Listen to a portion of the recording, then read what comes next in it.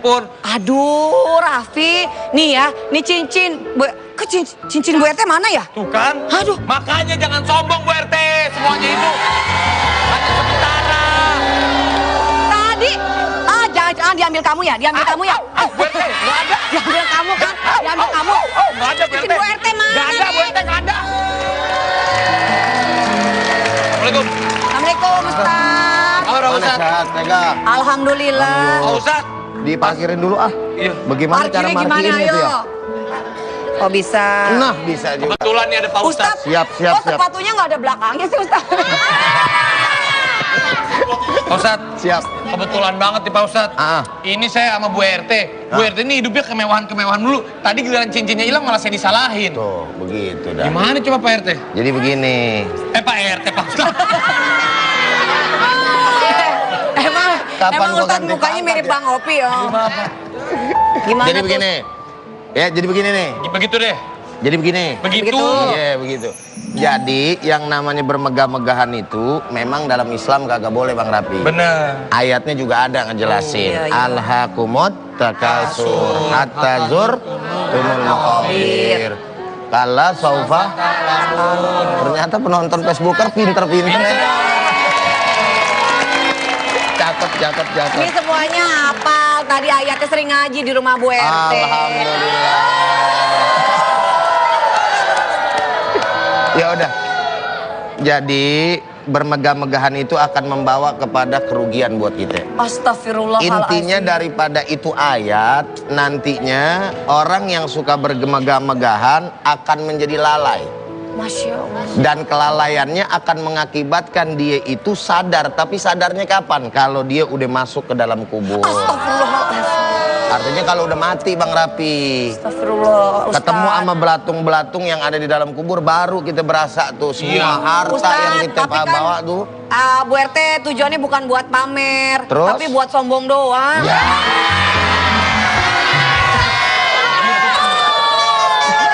Waalaikumsalam warahmatullahi wabarakatuh. Pak Ustadz. Lucu nih orang. Lucu nih orang. Lucu banget. Ini Kagak salah sih yang enggak masalahnya. Saya bingung. Pak Ustadz, perempuan kok ada jakunnya jadi Kagak masalah terbalik, gue soalnya pakai selendang dia. Ini Pak Ustaz temennya Vicky Prasetyo nih. Iya. Ibu paling Ya nggak apa-apa kan temannya dong. Iya kan temen nih, gimana? Pak Ustadz, Iya. boleh nanya ya Pak Ustadz? Silakan, dengan ibu siapa dari mana? Pak Ustadz, gimana sih ngadepin ngadepin kenyataan yang memang kita tidak senangi gitu. Contoh kayak ya aku kena masalah ya pasti aku nggak senang. Terus aku juga dulu pernah dibohongi, pernah disakiti ya pasti itu hal yang membuat aku ya aku nggak senang gitu. Itu gimana cara menghadapinya gitu? Ini pertanyaan apa curhat sih? Emang kalau pemain Facebooker emang agak beda tipis lah nanya sama curhat. Gitu ya. Beda tipis. Ya setiap yang namanya orang pasti bakal punya ujian, betul nggak? Iya. Bakal ada yang namanya musibah. Iya. Dan hal ini pun dilakukan atau Nabi besar Muhammad SAW juga merasakan. Nah hanya saja perbedaannya adalah jenis-jenis ujian tadi. Ya, apa yang ditanyakan oleh Neng Gotik ya, artinya itu merupakan sebuah ujian. Nabi juga pernah dapat ujian. Ya, bagaimana ujian Nabi? Ujian Nabi salah satunya ditinggalkan oleh orang-orang yang tercinta, gitu kan? Yaitu paman beliau, istri kecintaan beliau. Cuma bedanya ujiannya Neng Gotik, malah Neng Gotik dikhianati, gitu kan? Oleh orang yang mencintai Neng Gotik yang dulu Neng percaya, yang dulu Neng ini ternyata cintai, dulu Iya. cinta. yang Nah itulah jadi masalah, gitu kan? Jadi artinya hal yang sedemikian rupa itu bisa menjadikan sebuah pembelajaran buat kita bahwa ada yang terbaik di balik semua ujian yang Allah Subhanahu wa taala berikan kepada kita. Ya, karena Allah Subhanahu wa taala menyampaikan ahasiban nasu ayyutraku ayyaqulu amanna wa hum la yuftanun. Bahwa ujian-ujian yang ada tujuannya buat apa? Yang pertama tujuannya tidak lain dan tidak bukan untuk seberapa jauh keimanan kita. Yang kedua, bahwa ujian tersebut insya Allah kalau kita sabar menghadapinya, sabar, ikhlas, redha. Nah ini poinnya nih, ikhlas, sabar, redha, maka insya Allah pasti ada hikmah yang terbaik buat kita semua. Amin. Nah, kan Ustadz, kita sering lihat ya ada orang yang mungkin jarang ibadah gitu ya, tapi kok masih dikasih rezekinya banyak gitu. Kadang-kadang kan aku suka kayak nggak ikhlas gitu ngeliatnya, tuh gimana tuh Ustadz? Nah, ini penting nih Bang nih. Kayaknya pengalaman yang dibilang sama siapa namanya? Pega gitu ya, tukul. ya, itu sangat banyak di tengah-tengah kita. Ada orang yang ibadahnya kagak, maksiatnya banyak, tiap hari selalu senantiasa ingkar kepada Allah, berbuat munkar kepada Allah, tapi duitnya banyak. Banyak apa kagak kira-kira gitu? Kan gitu ya, tetangga kita, kadang-kadang saudara kita, itu namanya bukan nikmat, tapi namanya apa Ustadz? Itu justru namanya istidraj. Apa itu Istidraj itu apa Ustadz? Yaitu sesuatu yang Allah Ta'ala berikan kepada kita gitu kan, tapi bukan untuk mendekatkan diri kita kepada Allah, malah justru mengakibatkan kita lalai dan jauh daripada Allah Subhanahu Wa Ta'ala, yang pada akhirnya akibat yang ada bahwa orang tersebut nanti akan dilempar sama Allah ke dalam api nerakanya. Nah, kalau ini kan temen aku banget nih Ustadz. Jadi aku pengen tahu nih, Neng sebenarnya udah ikhlas belum sama yang tadi dicurhatin? Masalah memaafkan sebetulnya udah ikhlas belum dengan apa yang udah dilakuin sama mungkin orang yang dulu pernah ngecewain Neng? Udah ikhlas belum? Ya, Neng malah cengar-cengir aja dibilangin. Nah itu ya saya ini ya ikhlas lah kan, sebagai sesama manusia Allah aja memaafkan hambanya yang udah banyak dosa, masa kita nggak mau memaafkan gitu. Masya Allah, Yang penting intinya niat dia baik dan tulus dan gentleman untuk datang langsung meminta maaf, itu yang paling terpenting. Mantap, tepuk tangan dulu dong ah.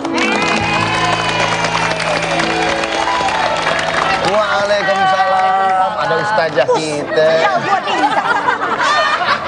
Pak Ustadz, Iya. mau nanya dong Pak Ustadz. Dari tadi kan kita ngebahas si masa ikhlas nih.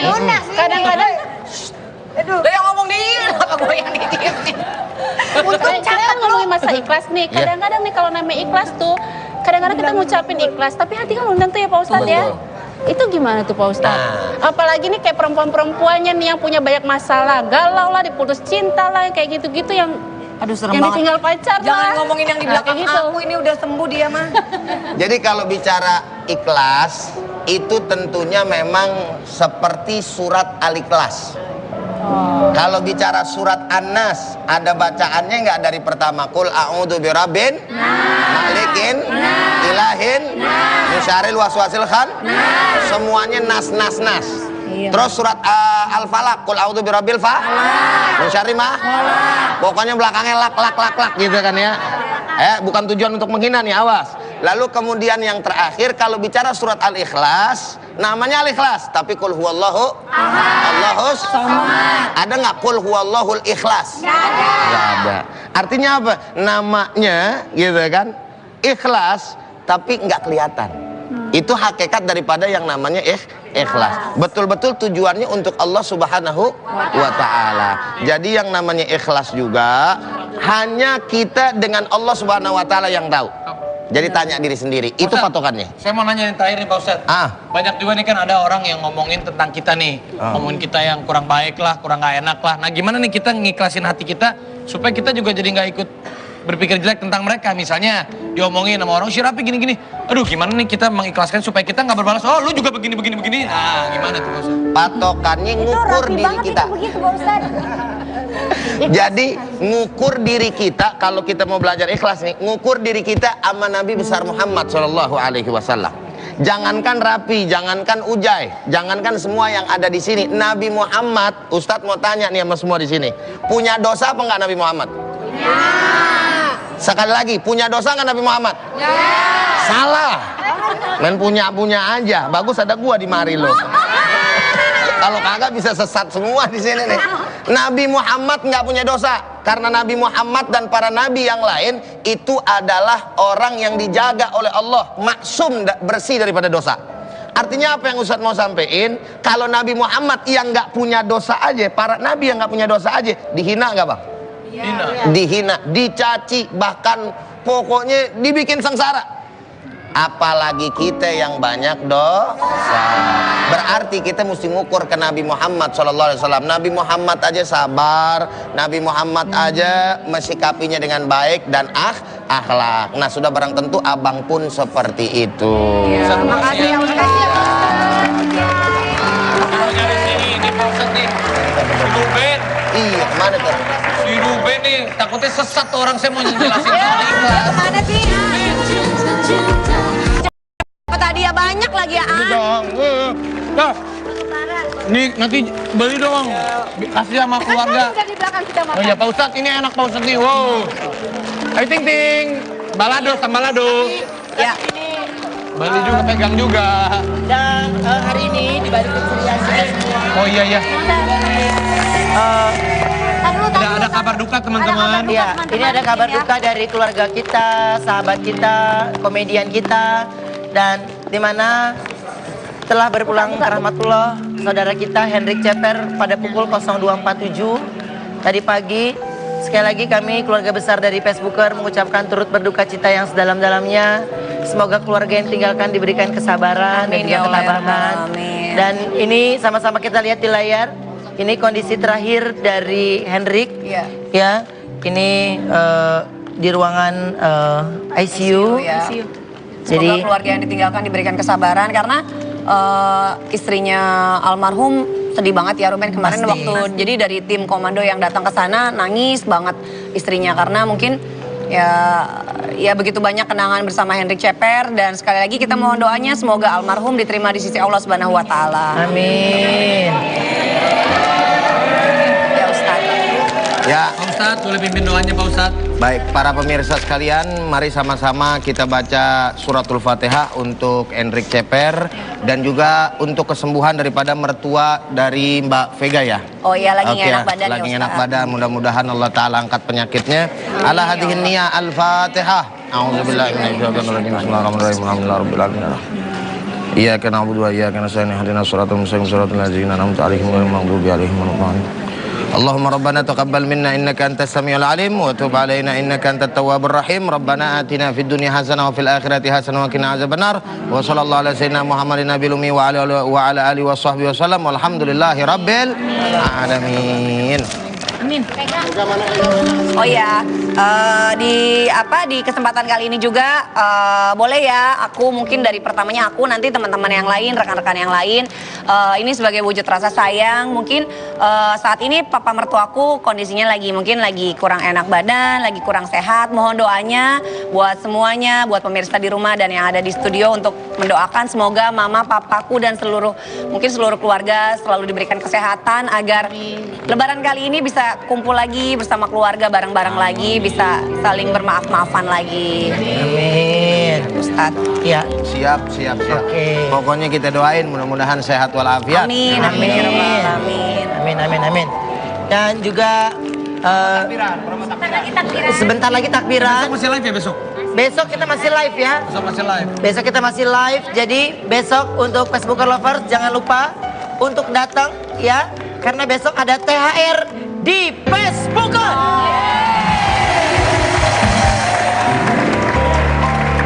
Karena Ting Ting akan membagikan sepeda lipat, Saskia Gotik akan membagikan kulkas, Jessica akan membagikan kaftan, sepatu dan tas.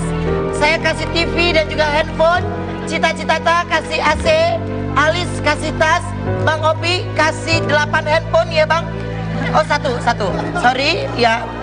Dan Prilly mau kasih mesin cuci, Vega kompor gas, dan Sabri sepatu, dan ini Grand Prize ya Raffi Ahmad